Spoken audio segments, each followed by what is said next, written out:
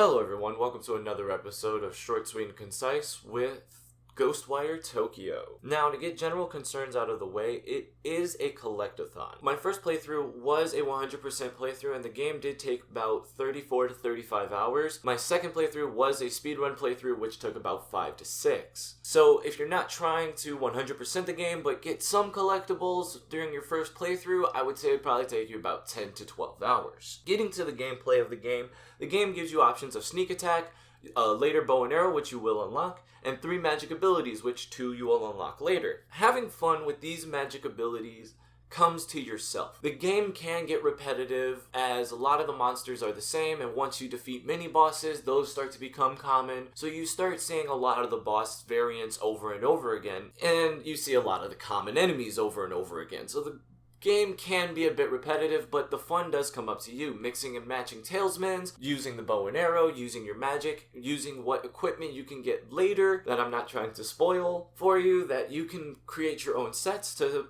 have your own fun. What works for you? The game gives you the option to create sets that makes games work for you.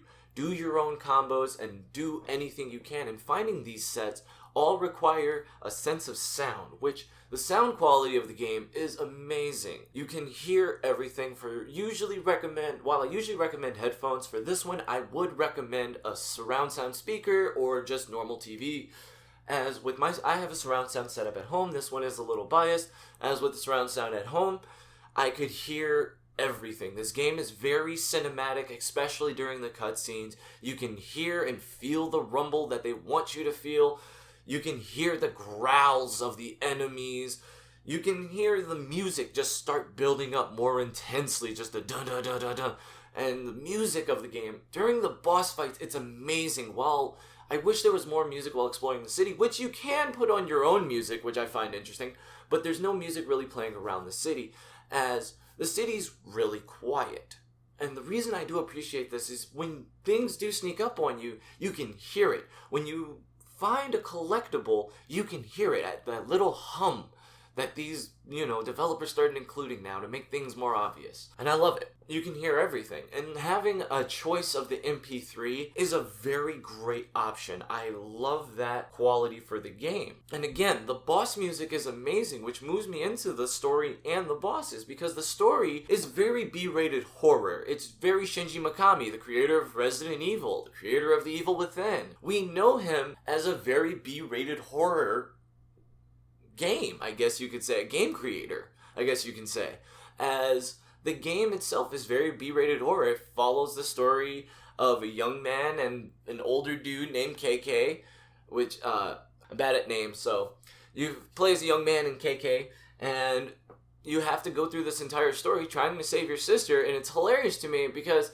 this whole thing revolves around a ritual that needs to be stopped, but if you're actually doing the 100% collectathon, it's just funny to me that, you're just taking the time out, oh yeah, this thing needs to be done in 12 hours. Yeah, I'm just going to collect all these collectibles. Oh, don't worry about it. And it's so funny to me. And with this story, though, these story bosses are what's the only big con of the game. As the bosses themselves, a lot of them have cool designs, but are just wasted potential. One boss in particular, one of my coolest favorite designs of the bosses, one of them, it's amazing.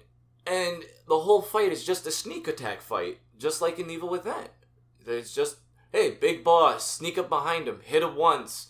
Oh, run away, sneak up behind him, hit him again, run away, sneak up behind him, hit him again, and then rule of 3, you win. And it's just, I really wish they used more bosses with potential. And with that is the review for Ghostwire Tokyo. If you like what you heard, catch this game on a sale. Trust me, catch this game on a sale. It is a very good game, but it's not worth a whole $60 to $70. If you didn't like what you hear, well, this game is not for you, and I hope you enjoyed this video. Thank you.